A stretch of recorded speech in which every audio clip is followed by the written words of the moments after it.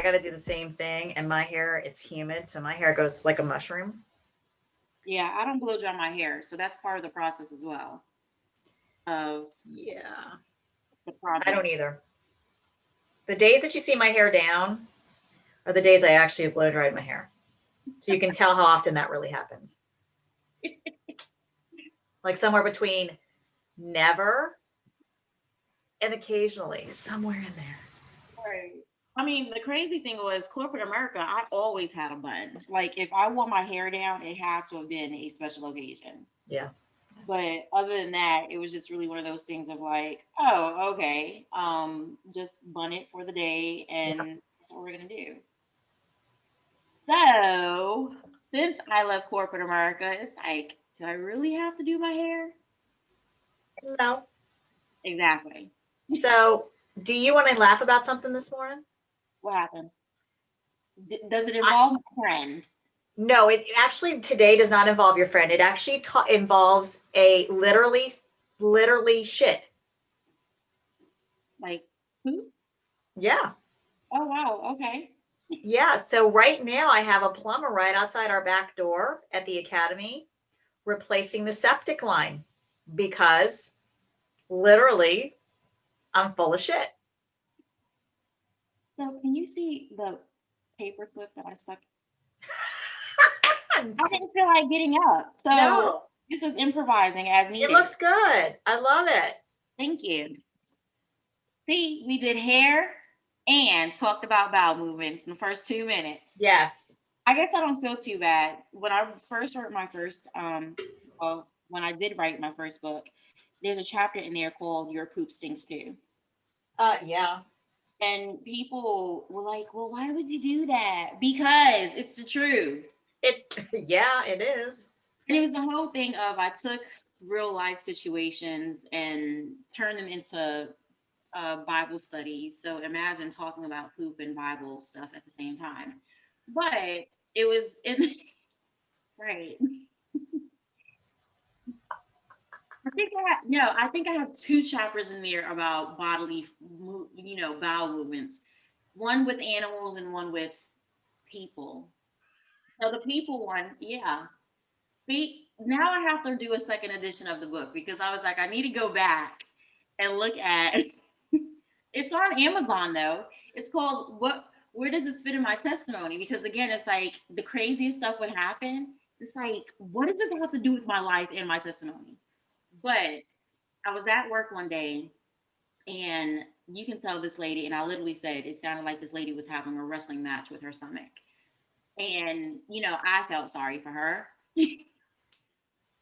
But natural ignorant thing for other people to do, it's like, oh, this person stinks and all this other stuff. I'm like, dude, you woke up, I'm pretty sure, at 5 o'clock in the morning and took the biggest dump ever in your life and you stunk too. Yes.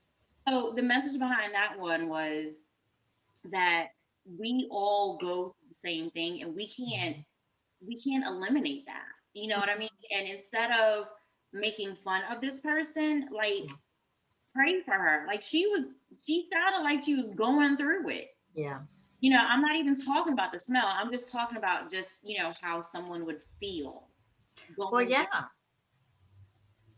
absolutely. I mean, when you have that much, okay, so for lack of a better term, if you have that much in you, that toxin, because it's a toxin. You're finally removing a toxin from your body. Think about how you're removing that toxin. It's not the most pleasant way, but Yeah, how do people remove toxins from their life? It's never pleasant, right. but at least it's out of you. Yeah, So it's the process of becoming pure again, purifying your body and getting all the junk out. And while it's not the most glamorous way to do it, yeah, it's what needs to be done. I mean, it's getting the stuff that does not belong in you away from you. right, right. But I think, the human nature is to make fun of other people, but I'm like, you go through the same thing. And I think that's not, I think, I know that's what ticks me off because it's like, how unhuman are you? Yeah. Or how insensitive can you be and not take someone else's current situation into consideration of I didn't know if this person was ill and had, more than something wrong than what, I can sense, or, whatever else. And it's like, I don't know. It's just sometimes people's life or life's perspective of how to make fun of other people, or they get joy out of making fun of other people. And I'm like, if the shoe was on the other foot, how would you feel? Well, that's the thing. We love, as humans, we love tearing other people down because it makes us feel better about ourselves. So, and I had this actually, this is funny that we're having this conversation because I actually had this conversation with someone yesterday in the office where I was talking about how there are two types of people. There are the ones that want to help other people, lift them up, pay it forward. And then there are cannibals, Yeah. the ones that eat their own to further their own path, to further their own goals. They will eat their own. And I made a comment to this gentleman yesterday. I said, when you see the vultures circling, the cannibals are in the territory. They are Yeah. seeking out to tear other people down because it makes them look better and it makes them feel better. Yeah. And that's the unfortunate thing. We are surrounded by the either one of those people. Oh, guess who's calling me? Hmm. Oh, yeah. I got a Hold on, text. hold on 1 second. I didn't Hey, respond to the text message because we were doing a hey, good podcast. morning. I'm on with Eb right now. Can I call you back? Because you're now live on our broadcast. So let me call you back. We just Okay. took a commercial break. My friend is calling me, and of course he's calling me when we're doing this. Sorry for the interruption, folks. Somebody very near and dear was calling me. I need to call him back. So, Um, to your point, social media is a great example. Great example. And for whatever reason, took the kids to breakfast yesterday, and RJ wanted to listen to the Steve Harvey show. yeah. I have no idea why. No, I knew he likes to listen to the Strawberry Letters, if I'm not mistaken, which Mhm. is a whole different a whole different ball game. But coincidentally, as we were driving, they were talking about how people. I think it was like a poll of how people feel about social media. So it was like over 67% people said that it is something that they feel should not exist. The rest of the 30 percenters, give and take, was like, it helps to build connection. And, the people that felt that it shouldn't exist pretty much said it tears people apart. And, it causes just havoc for no reason. Yeah. And when you look at certain things, and I was having a conversation with someone else yesterday, it's like, how can you, um prime example, video floating around about a gentleman at a hotel, and the front clerk, you can pretty much see that he is, not agitated, but just flustered. The customer proceeds to, start yelling at him, well, you were the one that made the mistake and everything else. Time out. Like, first off, if it's a billing charge, 9 times out of 10, your billing charge is what has had, taken place when you made the reservation. Right. The clerks have nothing to do with your billing until it's time to check out, first and foremost, especially if you're going through all of these promo sites and all this other stuff, the third parties. You have to read the disclaimer. Yep. And to me, it's like, it's not as if it can't get fixed. So calm down. Yep. Take it down 10 notches. Mm-hmm. And he's just like going at it and going at it and going at it. And this clerk is like really trying to keep himself together. And then all of a sudden, he takes the computer screen and starts hitting himself in the head. So, looking at the comments, I'm hoping that we would have some mature adults in there. Yes. No, of course not. Everyone was siding with the customer that he had the right to go off and blah, blah, blah, blah, blah. And then you had the other half saying, did you really step back to think about what state of mind this clerk was in? First off, we're in the midst of COVID.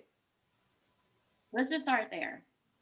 Secondly, what immediately came to me is he either burnt out mentally drained, Yes. going through depression, and no one has stopped to say, hey, can we just like stop, regroup, and I know that this is an issue. How can we get it fixed? Type thing. Yeah. But not only that, when you think about people who are, you know, identified as autistic, unique, however we call them, and they want to have a regular life, but they're still trying to manage Yes. themselves in the real world. Yes. And we are so freaking insensitive to not even pay attention to that. Yes. And when I saw this, and I saw a whole lot of women that were advocating for the clerk because they have kids with unique, gifts. And Yes. did you take this in consideration? And did you? And then everybody's like, well, no. And so it's like, again, if the shoe was on the other foot. Yeah. But let's just go back to the first thing. We're in the midst of COVID. Yes. Yeah, we still are. People want to pretend that it's gone, it's gone away. No, no, no, no, no, folks. I'm sorry. We are still in it. It's not. What And whatever happened to just common courtesy, common decency, and whatever happened to people actually asking you, are you okay? I think that it goes back to what you said. That question isn't a priority in someone's mind, depending Yeah. on what type of person they are. Yeah. And if you're the type of person that is out for self, gimme, gimme, gimme, what can you do for me, and not what can I do for you in exchange of, 100, 50, 50, the conversation that we had before, Yeah. it is going to be, this is what it is. Yeah. Because in that situation, yeah, I mean, in all honesty, I totally understand. And again, depending on how you even pay for a hotel, depends or determines how the money's taken out of your account. So again, to me, it's all about self-education, Yes. but it's not as if that someone went into the bank account and had $10,000 or whatever else. Even still, you have to know that, okay, if they went into your account, the bank is going to have to insure it somehow. So Yes. why take your anger out on someone that has nothing to do with this? Yes. And when it comes down to customer service, like, both of the kids deal with customer service at some point. RJ did Amazon over the summer. Raymond's at Chick-fil-A. RJ's back at Amazon. I dropped them off at work at 12:30 this morning. And it's really one of these things of the stories that I hear. It's like, are you serious? Let's not even talk about Chick-fil-A, the Christian establishment. And it's not Chick-fil-A that is in the wrong. It's the customers. Yes. And I remember one time Rayma told me, she says, because she worked the morning shift like for the first time ever, and she was like, I don't see how people just wake up and say that they're going to have a nasty negative attitude. Yeah. And this is over a chicken biscuit. Yes. They want to be angry for the sake of being angry. Right. So that then leads me to say, who's in your room? Yep. What is your problem? Yep. And sometimes people like that, it's like, can you just go sit in the corner and regroup until you get over your temper tantrum? Mm-hmm. Until you want to treat. And then the thing is, you treat people like this, but then don't let someone treat you the same way, because you go bat crazy. That's right. And you would. And you would not talk if the person that is creating that kind of a commotion and showing that level of disrespect were to reverse the roles and had someone come up them with the same attitude, they wouldn't accept that. So why is it appropriate or acceptable for them to treat another human being that way?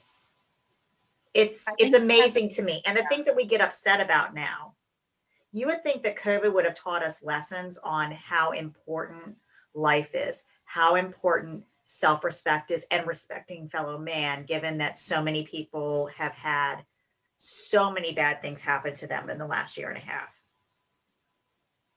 Nope, we're worse. We're worse. Yeah.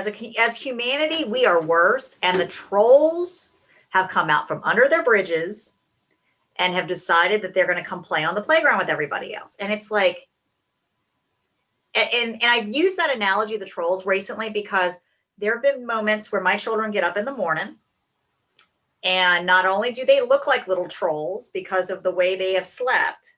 There. Oh my gosh. And I'm not talking the cute trolls from the TV show or from the movie.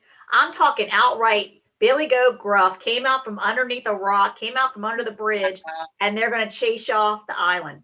My kids will get up, but they will have the attitude of a troll.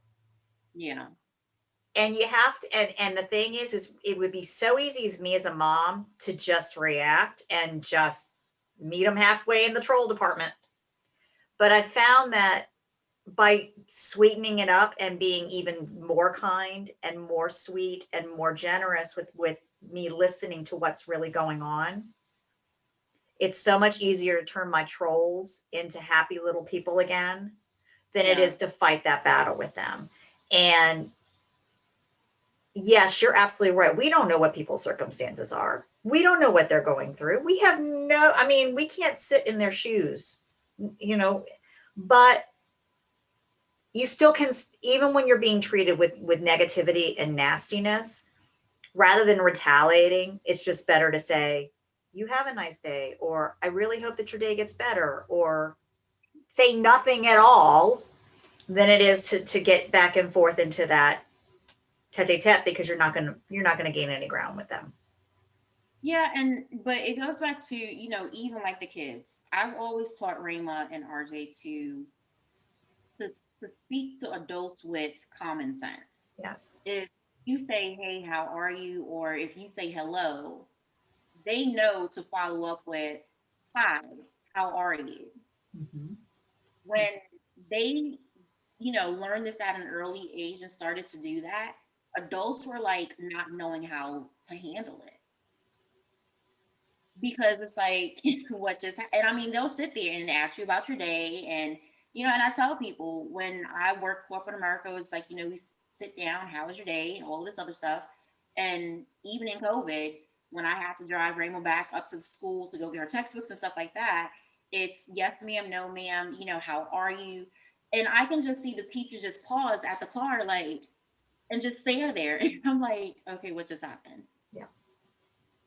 And again, no slight to any other parents, but I do think that when we start talking about, again, focusing on the family and focusing on the foundation, there are some things that we can teach kids Yes. to know how to even diffuse a situation. I mean, that is the easiest way to teach kids emotional IQ or Mm-hmm. EQ, emotional Mm-hmm. intelligence, at an early age. Mm-hmm.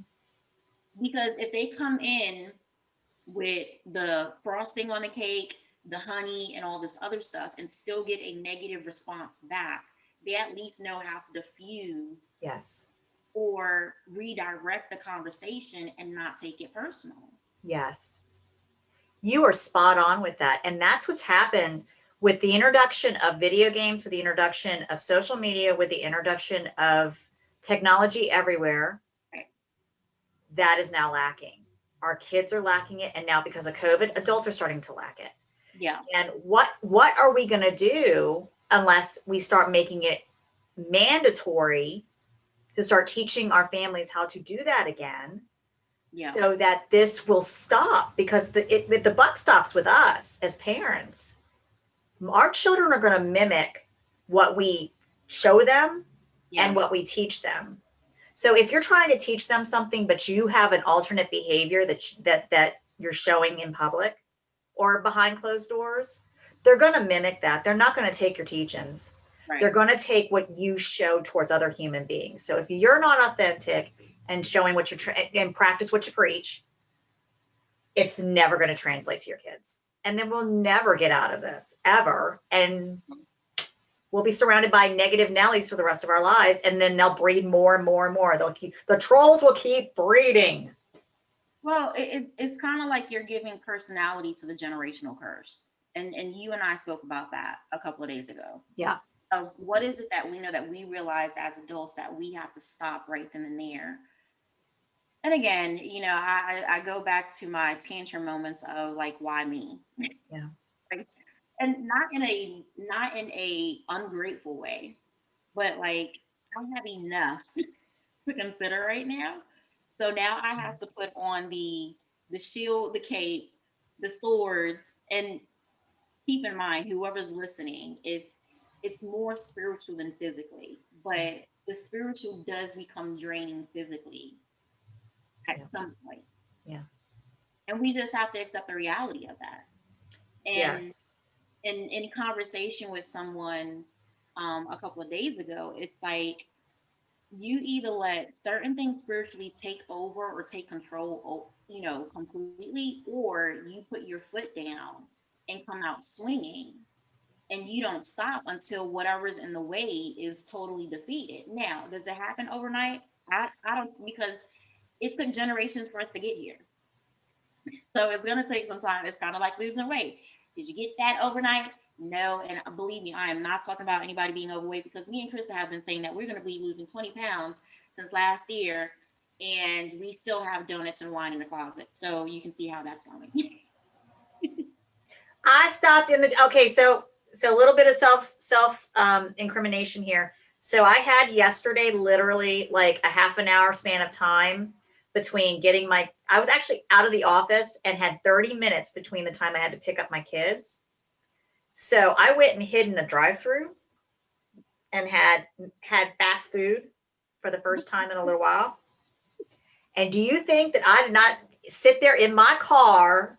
You would have thought you would have thought that I was going to lose my. I had Popeyes and I was eating it, and I mean, I had people around me laughing at me. I was so thinking about Popeyes the other day. I even went and hunted down the coupons that I had in the house, and they're sitting in my pocketbook as we speak. See, no, I went and had one of their sandwiches, and I was like, "Arr!" and I had somebody literally sitting next to me laughing their butt off because I was like, I had it all smeared everywhere. I was like, I don't care. I got 30 minutes. 30 minutes of quiet time. And I don't have to listen to you. Can I have some of that? Are you going to eat all that? Can I have a bite? Can I have a drink? What about those fries? Are you going to eat those all? That is hilarious. So how was the sandwich? I haven't had the sandwich yet. That's the whole craziness of when the sandwich first came out, especially here in Atlanta. Oh my gosh, it was just, It was and that, crazy.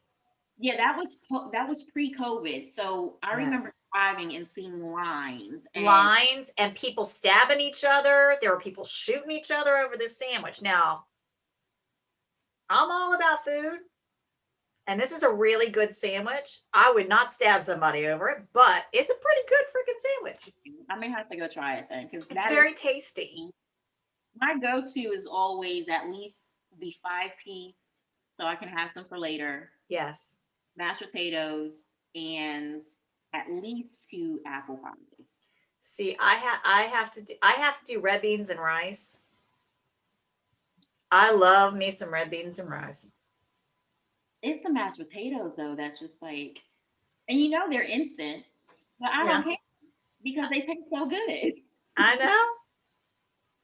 I know. But see, for me, being Cajun, I gotta have the red beans and rice. And then being Southern, I gotta eat everything fried, so I don't care. Yeah. Now I am still looking for a good beignet place here in Atlanta. Like there was one in the cut, but it got so bad that you have to call ahead of time, and Oh I'm my like, gosh. I don't want to do this. So in trying to attempt the bake it or make it at home yourself, I'm like, no, I'd rather go to some place that is very authentic, because I think if I was to get married again, I think I would actually have a beignet cake. And That was my dream back in the day. See, they don't make beignets up here in Maryland. They don't even know what a beignet is up here in Maryland. well, you have more seafood where you are, right? Everything is seafood here. So if it's not seafood, I mean, they do donuts. I mean, they do like these fancy donuts, like the gourmet donuts and stuff like that, and the gourmet cupcakes and all that great stuff. Which me, fatty, got to eat. I got to have all that sweet stuff. Yeah. But as far as like anything that is, I mean, they do shrimp and grits and things like that. But I have yet. No one knows how to make a beignet. They don't even advertise them up here. So when I go home, which it's been years, you have to do Cafe du Monde. You have to. Well, maybe we can do our first retreat there. Go to New Orleans? You wouldn't want to get on the plane and get going? Oh, yeah. Yeah. Oh, yeah. And then if I disappear, y'all know where I am. I'm sitting at Cafe Du Monde. Yeah. Yeah. That I think that can be a planned trip that we can. Yeah. The only thing the only thing I can get into when I'm there that I cannot deal with when I'm home, I cannot do chicory coffee. Really. I have to have it fresh there.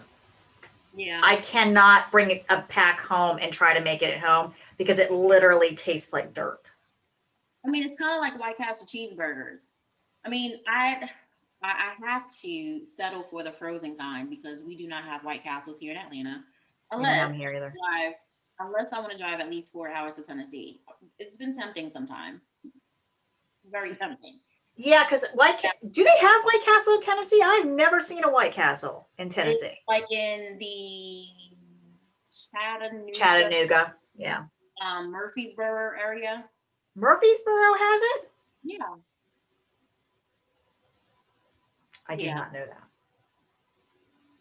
that. I did not know that. And we drive through Murfreesboro. I'm going to have to look. Yeah, because the further north you go, especially like if you're taking like what 85 and all Yeah. of that to go north, like, especially coming up towards you see Yeah. more. Okay.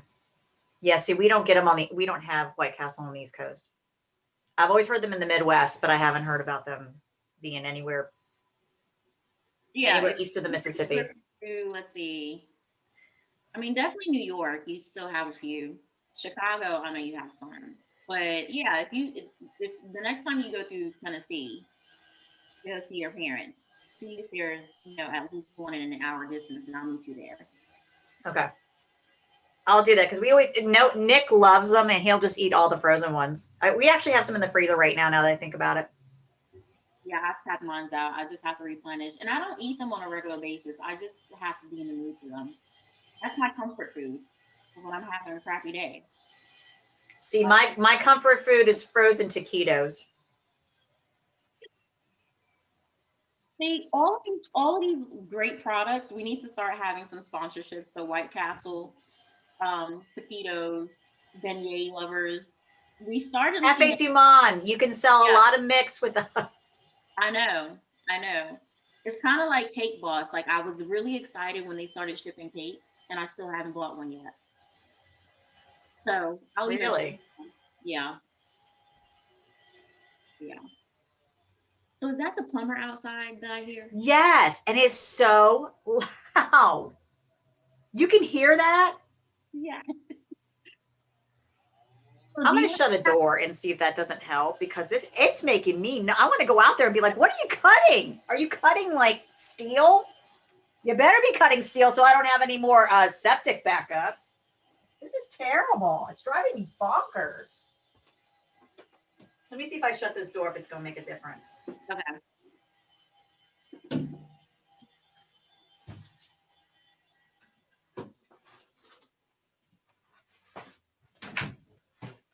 All right, let's see if this makes a difference because it is making me nuts.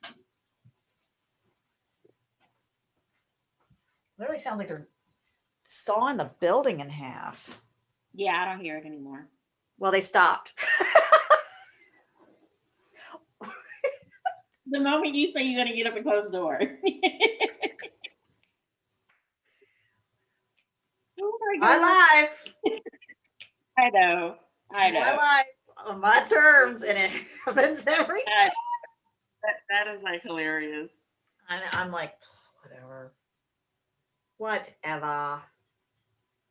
So with everything, like I don't watch the news, and all of a sudden I see these long lines of people at the gas stations. And RJ's like, oh yeah, they hijacked so and so. I was like, what? I know. So we need to come up with a system because I do not watch the news. If anything pops off, I need for you to text me like, hey, get in the car and start driving to our meetup spot, whatever that meetup spot is. Yeah. coming to there because like I was totally clueless. I feel bad because no one in my area did that. They did it in Virginia and they did it in Northern Maryland, but in my area, nobody panicked. We didn't have any of that. Yeah, and part of it, I'm like, and I don't want to get into the whole conspiracy thing, but it's like, did y'all really see that it was hacked, or is it just being said that it was hacked to create a panic? That's just me. I know. Well, really, they didn't even hack into the actual pipeline. So what happened? So they hacked into a system that was within the company, and the company shut down the pipeline as a precaution. So if they didn't really actually hack into the pipeline and you were a little worried about it, did you really have to shut down the pipeline for that length of time unless you were trying to artificially jack up gas prices? So that's Because the United States is the biggest producer of gas. that's crazy. Just saying. Just saying. So that's just basically like you allowing someone to come in and like mess up things in your territory, and instead of you taking charge, Mm-hmm. you shut your life down and let them have havoc. Yes. Okay, that makes sense. Yeah. It's basically like let a bunch of little gremlins in, let them tear up everything, let them, eat your food and tear up your couch and splat everything all over your walls, and you just stand there and watch them. But it's stuff like that that makes me wonder, like going back to corporate America days, what are your process and procedures, and what is your contingency plan for stuff like this? It's no different than our own personal life of, and I tell people this all the time, you need to have a contingency plan or a process and procedure in place for certain things. Mm-hmm. Because if not, you don't have a gauge on what's right or what's wrong or what works for you, and then you let someone else come in and dictate it for you. Yeah. So in this instance, what I'm getting is they chose to shut it down because they had failed to have the right plans in place of what to do if a potential was to happen. Okay. Yes. Yes. You have summed that up very eloquently. Yes, exactly. Which is just crazy, but all right. And when it, Yeah. yeah, and when it comes down to even the personal, taking it back to the personal reflection, it's really one of those things of you have to have those boundaries in place. And I don't know why boundaries keep coming up. If I was to tell you the boundary stories this week, it would be like, what just happened? I know. And I think that is the test of the month. Maybe we need to Mm-hmm. write that down. Like, what tests have we gone through every month? And did we pass, or did we like barely pass? And then it's Yeah. like, no, you have to go retake that test again. Yes. Yeah. And, even in all of this, watching This Is Us while I was diligently working yesterday, and apparently it was identified that Kevin, the actor brother, has a tendency of going with the flow of what the desire is of the other person. He never speaks up to say, this is what I want to do. And one of his ex-girlfriends pointed it out to him. She said, you're just one to always be flexible and always goes with the other person's desires. And she says, giving you example, I remember that you wanted something, and then I said that I had the taste for sushi, and all of a sudden, Kevin, you said, yes, I have the taste for sushi. And in this episode, he is, marrying or engaged to the baby mama that had twins and all this other stuff, but you can see in his face the reflection of, am I living for myself, or am I living for other people? Right. And when we allow, again, people to infringe upon boundaries, or you don't Yeah. have a personal identity for yourself, Yes. you then take on the identity of others or the desires of others, and then you end up years later saying what happened to life. Yes. Yes. Yes. And I can relate to that. I did that for years. It's only been in the last couple of years that I have really worked hard to stop doing that. And Yeah. you wake up one morning and go, oh my gosh, I have no idea who I am. I just know what I have created, what I've allowed other people to create Yeah. based on their expectations, based on people pleasing, based on trying to make everybody else happy, trying to be the negotiator. And you realize that you don't even know who you are. You have no clue because everything about your identity involves someone else or a collective of someone else's. Right. And when you hit that wall, it is ugly. It is Right. so ugly because you're literally having to backtrack to a time that you should have done this when you were a teenager. And you're backtracking to figure out, who am I? What do I stand for? What do I believe? Yeah. What do I really think? What do I want? What do I want to achieve? Where do I see myself? You literally have to back yourself completely up in reverse in order to slowly get back into drive. Yeah. And it's shocking because you don't really realize in the thick of it that you're living for everybody else until all those other people are no longer around you. Right. They've either taken themselves out of the picture, circumstances have taken them out of the picture, or you finally woke up, smelled some coffee, and knocked them out of the picture. Or you may have read Who's in Your Room and said, I'm putting everybody in boxes. One of these things is not like the other. One of these aren't the same. Right. Yes. And you start boxing them up. You get some duct tape. You seal them shut. You pick them up. You put them up on a. You So put them here's up the on a thing that shelf. I thought about.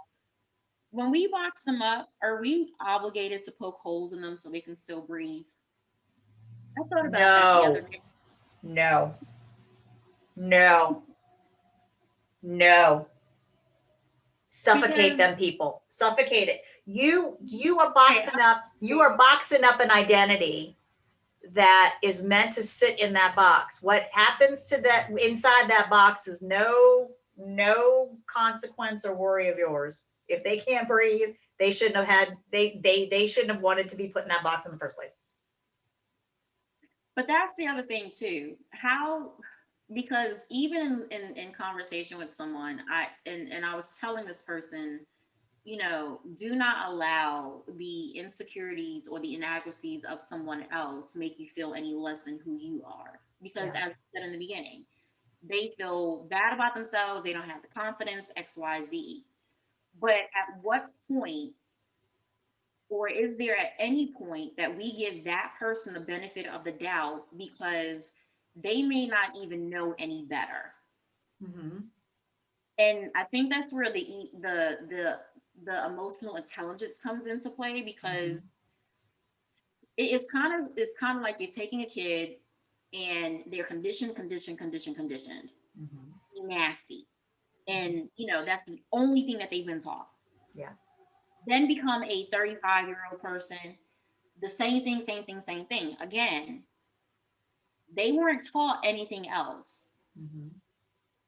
So when do you give them a pass and not automatically put them in a box and say, you know what, you really weren't taught correctly as you were a child growing up, and everybody else. And the crazy thing is, it it this is like a disjustice to the kid, because as they get older, people don't want to be bothered. So Yeah. people don't want to be bothered and don't take the time to help correct Yes. the situation. Yes. So because they don't help to correct the situation, it just keeps going and going and going. And then finally, when they're 35 and someone that has the time and patience be like, so tell me about your life. And then all of this comes out, and then it's like, well, that's not the right way. Yeah. I think number one, I think everybody is allowed second and third chances. I think everybody's redeemable. I really do believe that. I think that if you take the time to really observe someone and observe their interactions with others, including yourself, and you see inconsistencies in behavior, or you see glimpses of vulnerability, or you see, there are always ways that people can reveal themselves to you where you know that they need that second chance, or they need that teaching, or they need that, if that's someone that they're in need of someone to invest in them. Yeah. And it's taking that time to make that observation. People are so quick to make judgments and speak rather than sit back, observe, and listen. And I think if people took a few minutes just to sit down and watch someone, listen to what they're really saying, and understanding what they're truly conveying, Yeah. we would be amazed at how many people could, if someone invested in them, could find a whole other set of relationships, a whole other set of mindset, a whole set of life that people just don't, they're too busy talking over, or they don't want to sit down long enough, be quiet enough, and observant enough to, or patient enough, really patience too. Just patient. Are we patient enough to sit down and really look at where someone's really coming from, or really analyze where that comment came from, or where that action came from, or what that set of circumstances might be? Or even just sitting down and asking someone, how are you? Or tell me a little bit about yourself. If someone feels like there's a door cracked open a little bit, they'll be willing to start inching it open if they know that they have an audience willing to listen to them. And that's what I think we need to do.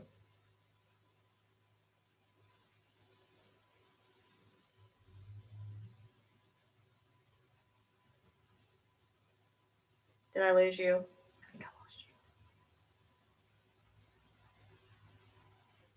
I did lose her. I'm going to sit here and talk to myself. Da, da, da. We're taking a little commercial break. I'm just going to sit here and pretend that I'm singing something, but I'm really not. La, la, la, la, la. The plumber's outside fixing the septic system, so I don't have to worry about anything backing up in the building. Drinking 8 o'clock coffee. Love my 8 o'clock coffee. I was having a commercial break. I was singing about my 8 o'clock coffee, having my 8 o'clock coffee. So connected because you froze and you went away. And you were like this the whole time. And I was like, she's being awful quiet and listening, contemplating what I'm saying.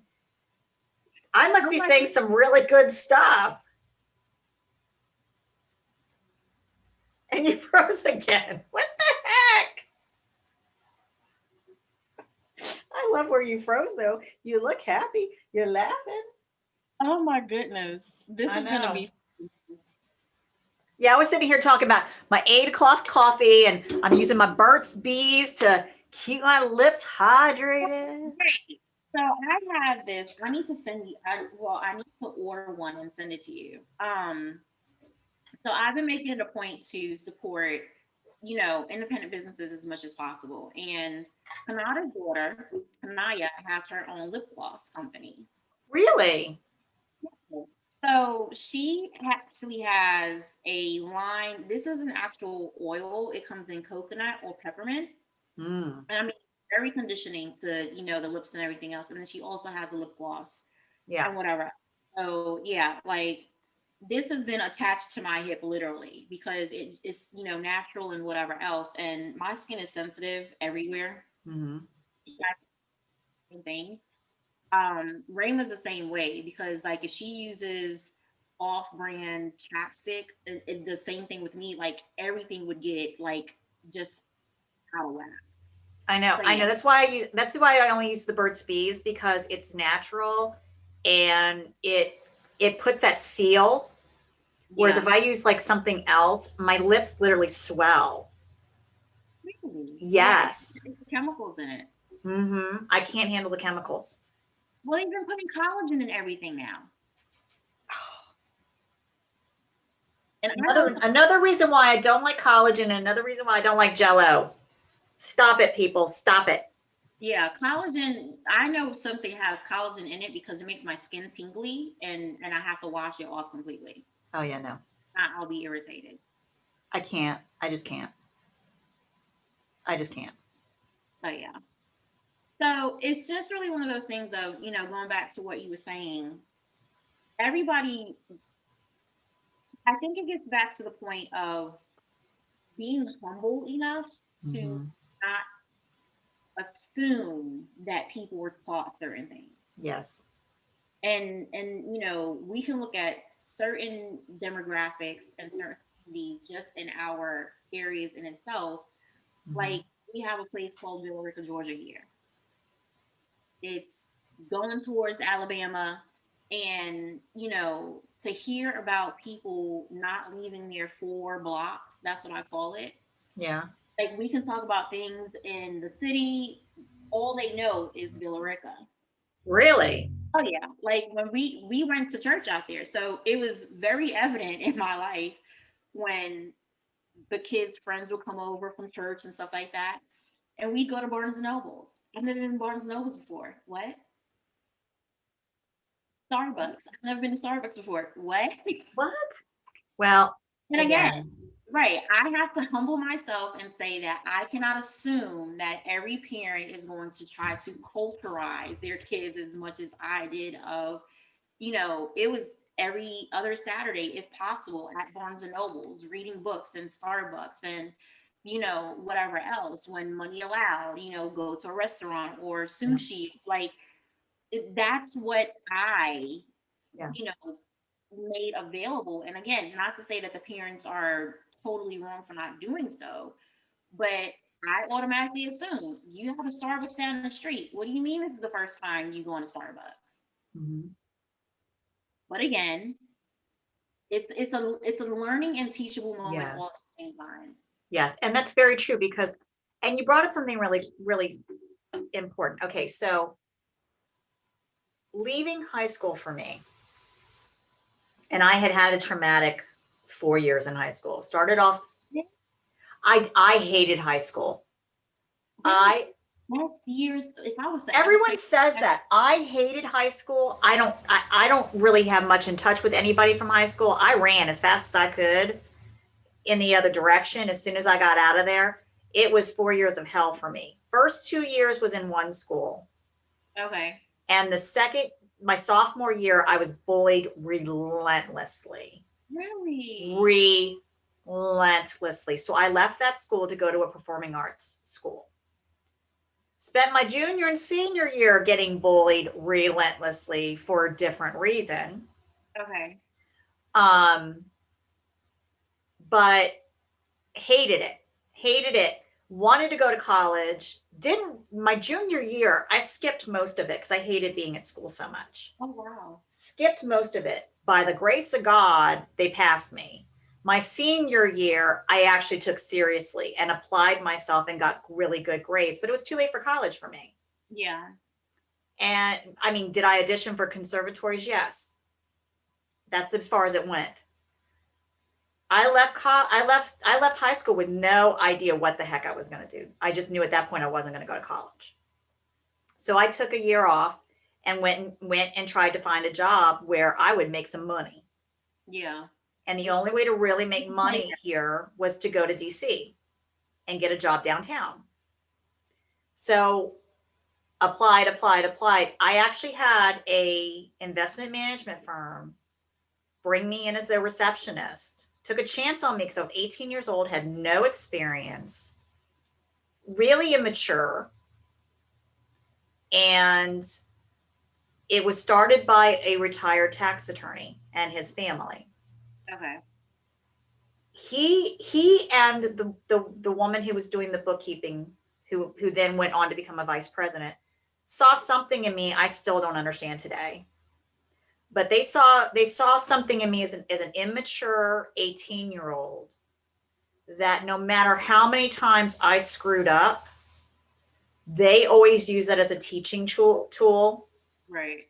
to teach me more and teach me more and teach me more. And because of those two people, one of which is still my dearest friend today that I absolutely adore.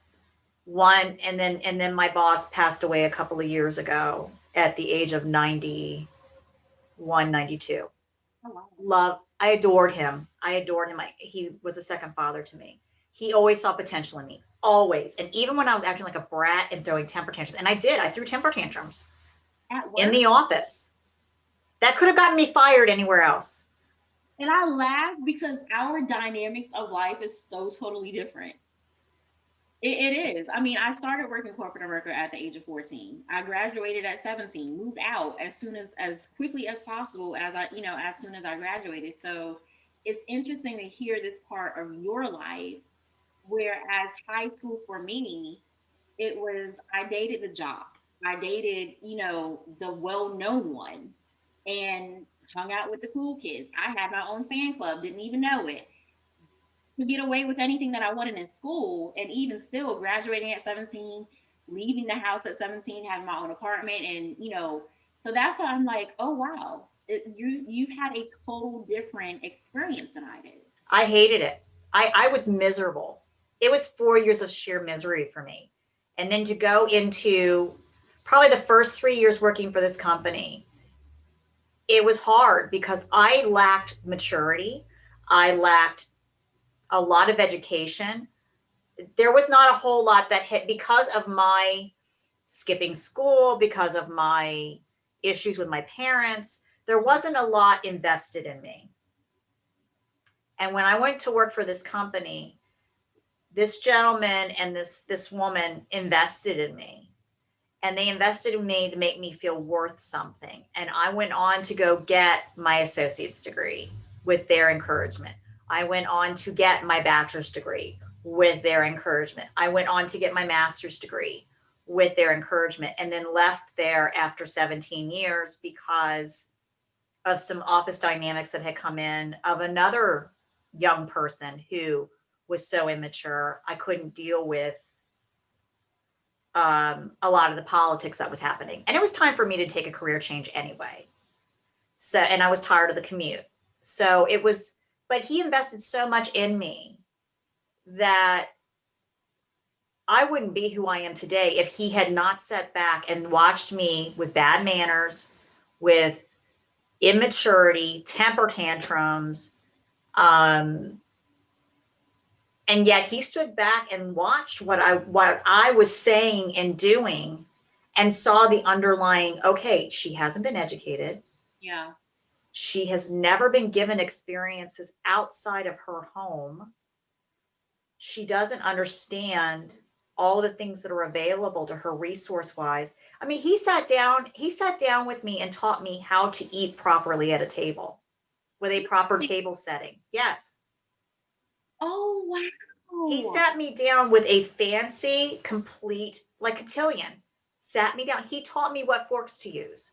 He taught me what knives to use. He taught me where plates were set, where silverware was set, where glasses were set. He taught me about wine. He taught me about art. He opened up a whole life I never knew existed as an 18-year-old that had he not given me a chance, I don't know where I'd be right now. So at what point in the midst of your tantrum were you able to get past yourself and realize that they really cared about you? Because sometimes, and I mean, even as adults, we're so caught up in ourselves where we're self-sabotaging every situation, and we don't see the good that people are trying to do. And even in personal relationships, you can be one to always put up that wall. Like me, over the past few days, I'm gonna be honest, I feel some walls going up, and I have to step back and figure out where they're coming from. Right. Because if I feel as if I'm in a situation where I have to do for myself, guess what's about to happen? Everybody's gonna be put on their own little island, and everybody's Right. gonna keep moving and doing for herself. and not against anyone or whatever else. I just have to step back. And again, I think that has something to do with the whole boundary stuff. And like I told you before, it's, am I dealing with the real version of myself now, or am I still dealing with the 12-year-old self of who's in your room? Well, I would challenge you on that because what I see you doing is having boundaries, um, having someone pushing over your boundaries, knocking them down, or not respecting them. But I see you going into self preservation mode. Yeah. And I understand why. Sometimes when people violate us or violate our boundaries, we have to go into self preservation because who's going to take care of us? Us. Yeah. It's okay to go into self preservation mode because then you can do an inventory. It's not your 12-year-old self that's doing this, it's the adult woman. And you're looking at, okay, I've been violated. My space has been violated, my mental space, my emotional space. I need to pull back a minute because, again, I have to take care of me to be the best version of myself for other people as Yeah. well as myself. If I pull back for a minute and do some analyzing, that's okay. I am giving myself permission to do that. If it were your 12-year-old self, your 12-year-old self would have thrown bodies in a box, would have taped it shut and thrown them up on the shelf and not even given that individual any consideration. Yeah, but so me, there's sometimes no in between. It's either, like, I've never been one to, I guess I can boast in the fact that I've never really been one to waver. It's either this or that. Like, there is really no in between for me. Mhm. And even for it, and it may not even be just on the boundaries perspective. It's, do you really know me as a person and know my love language? Because that's what's really been getting me. Like, if you don't know my love language and you've been totally ignoring it, or you're trying to throw something else at it to appease or make up for the difference, that's going to piss me off even more. Yeah. And again, I'm neck and neck with quality time and acts of service. There's no in between. They go hand in hand for me. Yeah. And when you throw in the midst of, that not being nurtured and on one side, and then boundaries being crossed on another, it's like, uh, not everybody and everything, but I do know internally, it's like there's a pause somewhere, and my attitude is different, how I'm moving is different. And again, if I have to be the only one to push the cart forward, then I take it as I'm doing that. And as you said, it is type of a self-preservation thing, because it's like, again, if no one's going to do it, as you said, who is? Right. Because life doesn't stop for me. Right. As much as I want to have a tantrum, as much as I want to show emotion or whatever else, I can do that, but I still have to keep going. Mhm. And even as you were talking, that's why I wanted to, find out from you, at what point did you stop and Mhm. say, you know what, they really care about me, and I need to, because to you, you could have been like, they don't know what they're talking about and stuff like that. Which I did several times. You learned a place setting at 18, when I grew up with a grandmother who, originally born in Jamaica, but lived and went to nursing school in England. And she literally sounds like Mrs. Doubtfire, and she's teaching me place settings at the age of 6. See. But then again, I'm still growing up in the hood in the Bronx, New York. So it was, and that's why when I say it's a cultural difference. Every other weekend when I went with my dad, it was the culture of place settings. It was the culture of don't put your elbows on the table. It was the Right. culture of put the napkins in your lap. Every other week from there, outside, running the streets. So at the end of the day, it's like I kind of have the best of both worlds, but then listening to you, it's like, well, Krista does have her master's. I don't have anything, but it still was a different upbringing. It was a different upbringing, but again, it was a different upbringing, but you and I are in the same place at the same time. It Yeah. doesn't matter how we got there, we're still here. And for me, I think the wake up call was when I had a particularly, I got called on something in the office that we had allowed as office people to happen that did not make the owner happy. Okay. And the woman that had invested so much in me, my panic set in and I threw her under the bus, You did which it. was wrong. And let me tell you, to this day, I regret that. My first words out of my mouth were throwing her under the bus when she should not have even been anywhere near the bus. It was my fault. Right. But being immature, I threw her under the bus. She did not speak to me or acknowledge my existence for 6 months. Oh, wow. It broke my heart. Oh. It broke my heart because I had hurt her so badly and had treated her so badly after she had done so much for me. Yeah. And the breaking point with him was one day I had done something incorrectly, and he was correcting me on it. And I don't remember what exactly happened, but he was correcting it or having me correct it, and he kept me late.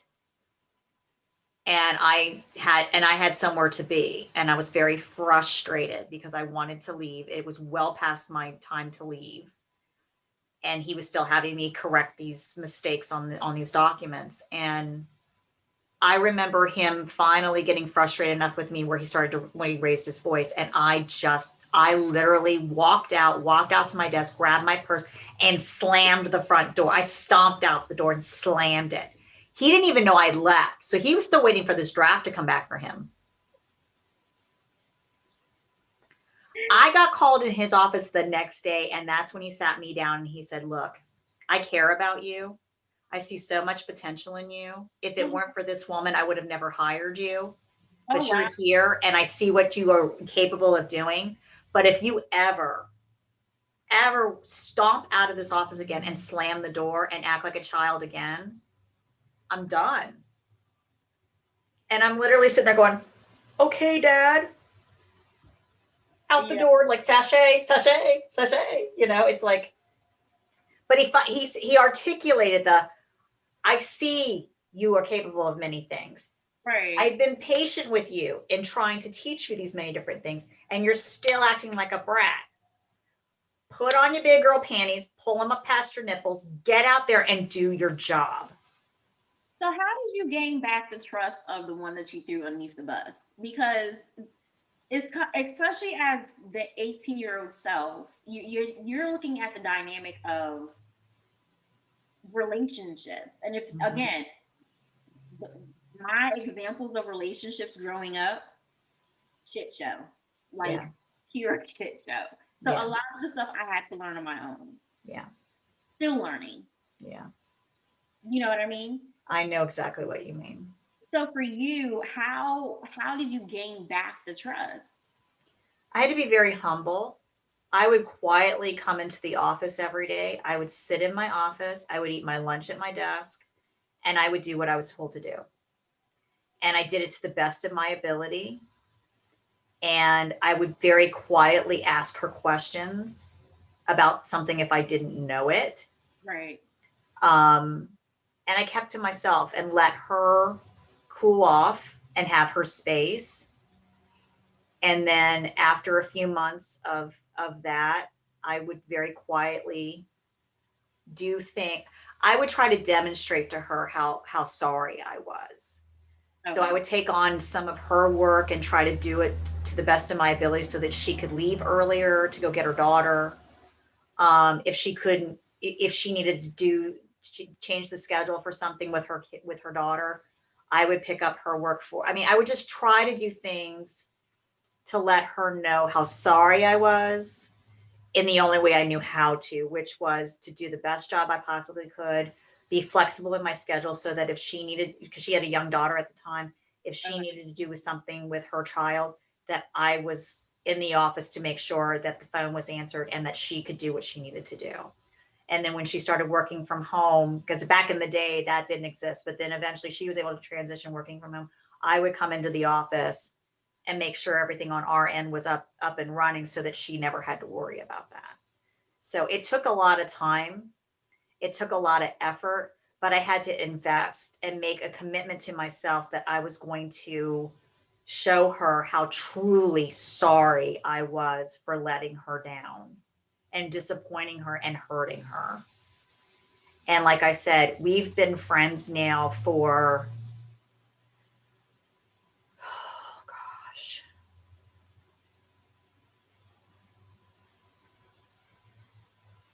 31 years now. Oh wow. Yeah.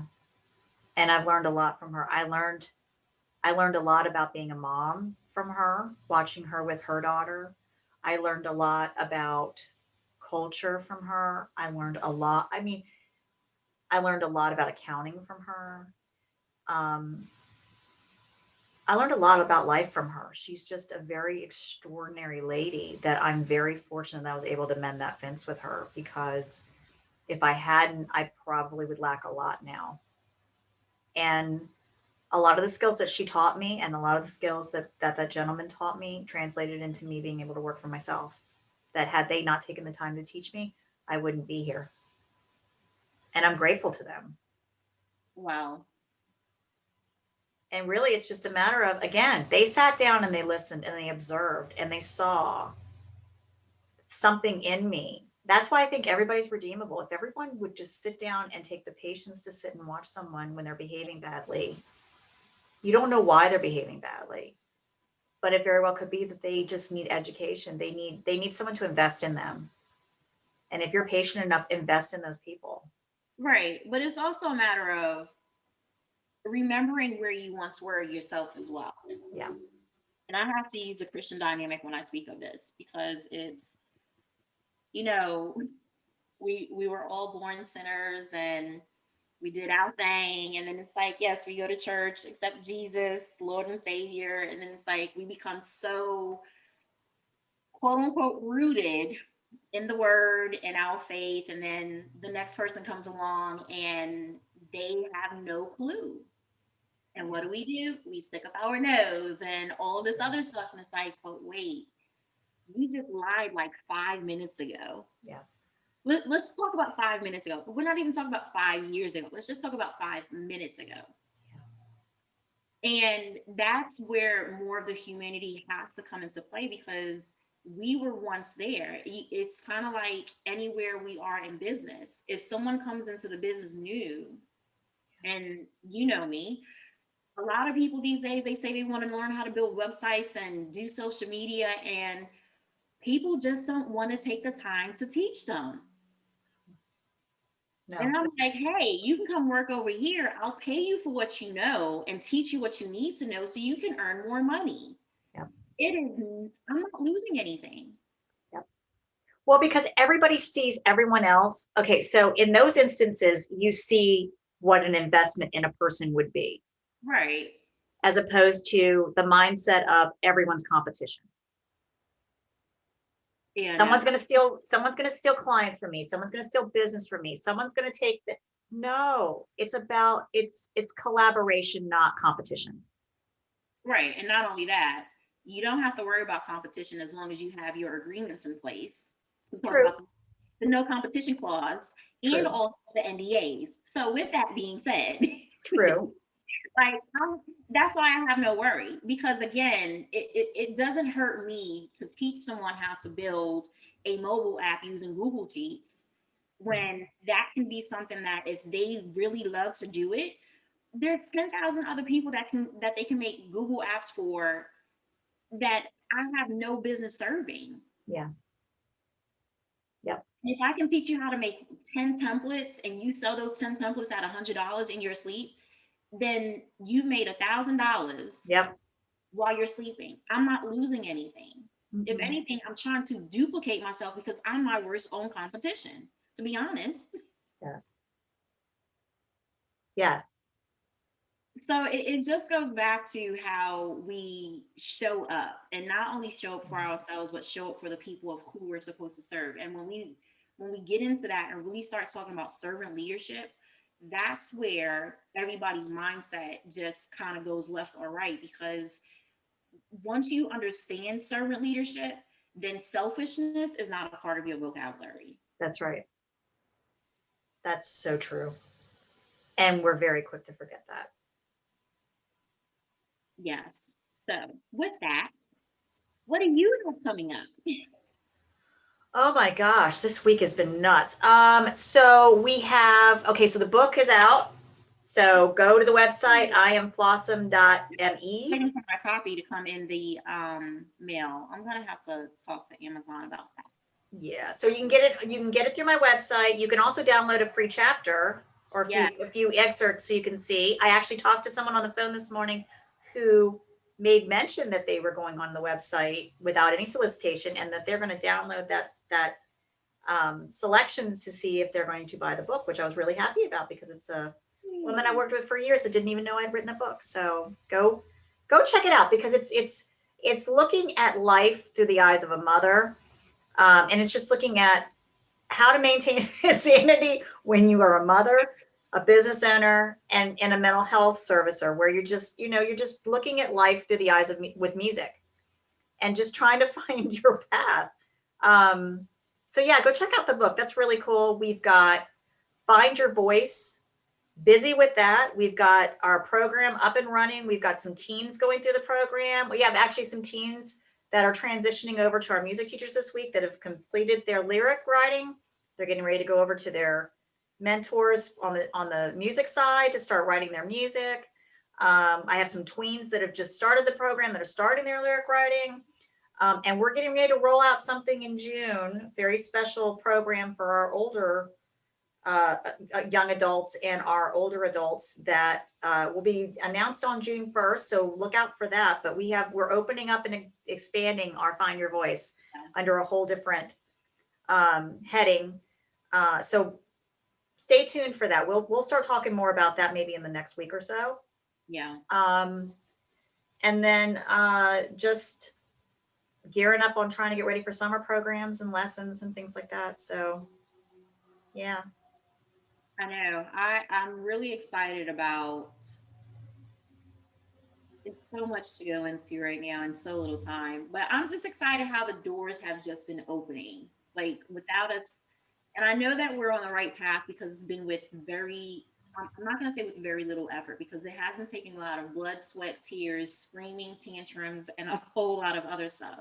Yes. But it has taken a whole lot of effort because we've gotten out of our own way. Yeah, that's very true. That's very true. And the good that's coming from it is going to be amazing. Yeah. It's just taken us a little while to get there, but the amount of lives that are going to be touched through this are going to be amazing. Yeah. So Just absolutely amazing. And if any of you want to get involved in that or get like a precursor of some of this stuff, go on to iamflossom.me, order your journal, because that's going to be really key to what we're going to be doing going forward. So go ahead and order one of those. You will not be sorry. Start getting into your daily journaling habits, because that's going to change your perspective on so many things, but it's also going to be something that you're going to want to have that tool ready come June 1st. Yeah. So go ahead and get it ordered now. You will not be sorry. And if you are looking, and again, June is right around the corner. Summer's coming, and what better time with kids getting out of school and with, wanting to start the fall off right. You need to go over to this lady right here. If you are interested in learning how to start your own business, if you want to become a VA and work from home so you can be with your kids more, or just work from home and have that space of creating your own schedule, or if you have talents that you've wanted to cultivate into a business, go over to Eb's website and sign up, because she's doing all these trainings through her website and through Inclusion that could set you on your path very quickly if you would just make the investment in yourself. Yeah, so to that, I did open up the calendar to start doing 2-hour blocks of individual training. So if you want to learn how to become proficient in building a website or building, again, and all of this is where you don't have to go to tech school and learn how to code. Like you can literally be sitting down watching Grey's Anatomy, building a web app with Google Sheets. Yep. And I wanted to be that simplistic or that simple because when we start talking about living a nomad lifestyle, like I want us to say that we're going on 3 retreats every other month and being able to still run business from a laptop or even a phone. Yep. And then, still again duplicating self, where if we do go on retreats every other month, then it's like we have a team in place to do it. And we only come into the playbook if something comes up that they can't handle. Exactly.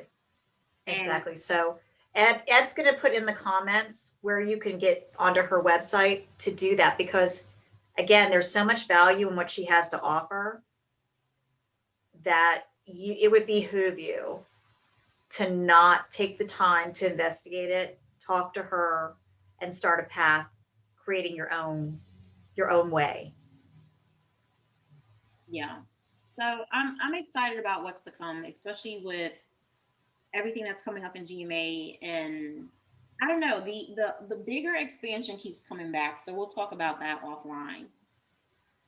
Because Yeah. even as we're talking about the two people that sewed into your life and they really didn't have to, it's like being intentional and dedicating rooms in a bigger building, with those people's names attached to it, and just being intentional and paying it back.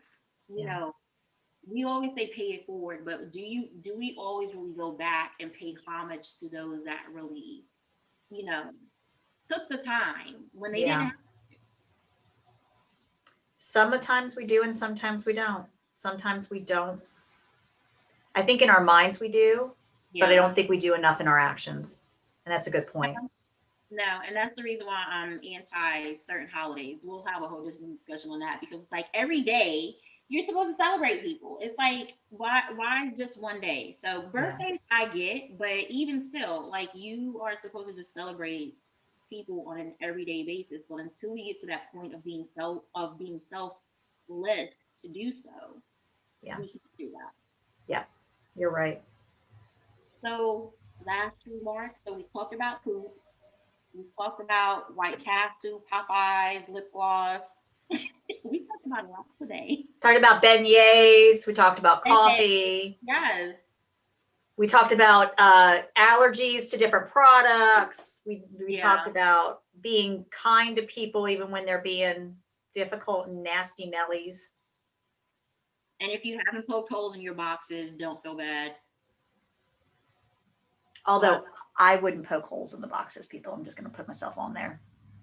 I don't feel bad now. I mean, I was like, do I need to go back and poke holes? No, I may have decomposed by now, but that's then they shouldn't have wanted to be in that box in the first place. Just saying. well, actually, I have the book right here in front of me. We need to get Dr. Ivan on here. Yes. So much. I'm gonna hit him up on Instagram. Like, you know what, sir? We have talked about your book as if we live and breathe by it. Yes. So link will be in the show notes as well, so you can purchase your copy. It's a life changer. It's a life changer. Get the book. It is. And whoever wants to start a book club with the book, we'll be glad to join in and give you our 2 cents of what we got from it, because I'm still living it every single day. Yes. So it's nothing that is you read it and it goes away. Like, this is the reason why we talk about it so much, because we live it every single day. Every day. Every day. Every day. Oh yes. So enjoy your week, everyone. I'm about to go pick up a person from work who has been there since 12:30 this morning. And then I'm going to go see a new co-chair working space, which is right around the corner from me, that just opened up. Ooh. Yes. And of course, I'm nitpicking their social media, so I'm going to have to tread on that one very lightly. And then when it comes up in conversation, hey. There you go. Hi. I mean, see, I'm actually going to go meet a mutual person that we know for lunch. Yeah. And then, okay. Yeah, I'm going to go meet A for lunch. So I'm going to go see her. And then, I'm going to be on the phone spreading some love this afternoon and teaching voice. I'm going to be teaching a voice lesson. So. We love you guys. Bye, guys. Be well. Know that your life is not the only hectic one. Like we're all over the place, just like you are. We are I would say what our quote was last night, but I'm not going to dare say it because Mark's going to beep us out. No, I'm going to say it. We're batshit crazy. Have a good weekend, everyone. Bye. Bye.